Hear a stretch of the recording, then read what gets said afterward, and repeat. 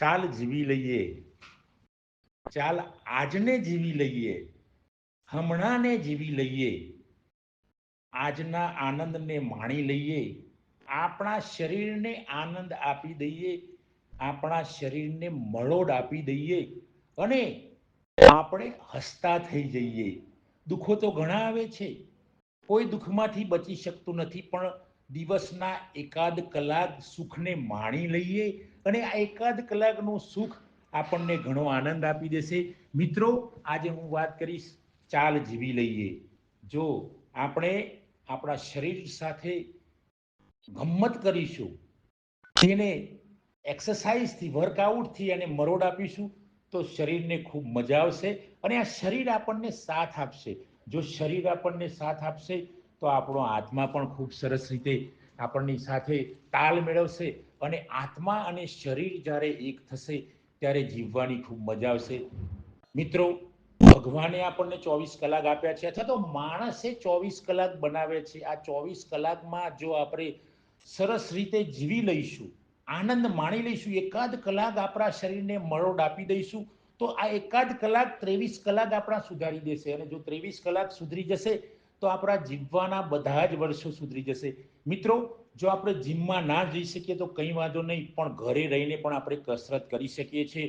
ખેતરમાં ખેડૂત ખેડે છે એને કસરત કરવાની બહુ જરૂર રહેતી નથી, પણ જેને માનસિક રીતે રોજ વર્ક કરવાનું હોય એને તો કસરત કરવી જોઈએ. મિત્રો, મારો એવી ભલામણ છે, મારો આગ્રહ નથી, ભલામણ છે, વિનંતી છે. તો મિત્રો, આપણે એકાદ કલાક જો શહેરમાં રહેતા હોય ને જીમ નજીક હોય તો જીમમાં જઈ શકીએ, ઘરે પણ હળવી કસરત કરી શકીએ. જે મજૂરી કરતા હોય છે એમને કસરત કરવાની જરૂર નથી, પણ જે માનસિક રીતે કામ કરતા હોય છે, ખાસ કરીને જેમને બેઠાડું જીવન છે, જેમની મેદસ્વીતા વધી જાય છે, એવા લોકોને કસરત કરવાની જરૂર છે. હું આજે જીમમાં કેટલીક કસરતો તમને બતાવીશ, એમાં ચેસ્ટની કસરત કેવી રીતે કરવાની છે, ચેસ્ટ વ્યવસ્થિત થાય ને અને આપણા છાતીનો મરોડ કેવી રીતે આવે, આપણે બાયસેપ કરીએ તો આપણા હાથનો મરોડ કેવી રીતે આવશે, ટ્રાયસેપ કરીએ તો આપણા હાથનો મરોડ કેવી રીતે આવશે, આપણું પેટ કેવી રીતે ઓછું થશે અને આપણને શ્વાસ નહીં ચડે એવી પણ કસરત કરીશું આપણે. તો મિત્રો, હું આજે બતાવીશ તમને, મારા વર્કઆઉટની વાત કરી રહ્યો છું, આપ સૌ જોશો. આપણને જો લાઈક કરો આને, મારા વિડીયોને, તો મને આનંદ થશે. જો આપને આ મારી ચેનલ સબસ્ક્રાઈબ ન કરી હોય તો સબસ્ક્રાઈબ કરજો અને મિત્રો, આપના ગ્રુપમાં, આપના મિત્રોમાં આ મારા વિડીયોને શેર કરશો તો મને ખૂબ આનંદ થશે.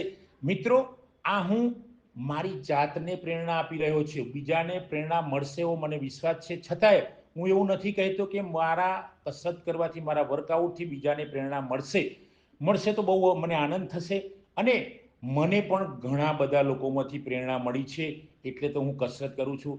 મારા પૂજ્ય પિતાશ્રીમાંથી, મારા મોટા ભાઈઓમાંથી મને કસરત કરવાની પ્રેરણા મળી છે. મારા બાળકો, મારા પત્નીમાંથી કસરત કરવાની મને પ્રેરણા મળી છે. પ્રકૃતિમાંથી કસરત કરવાની પ્રેરણા મળી છે.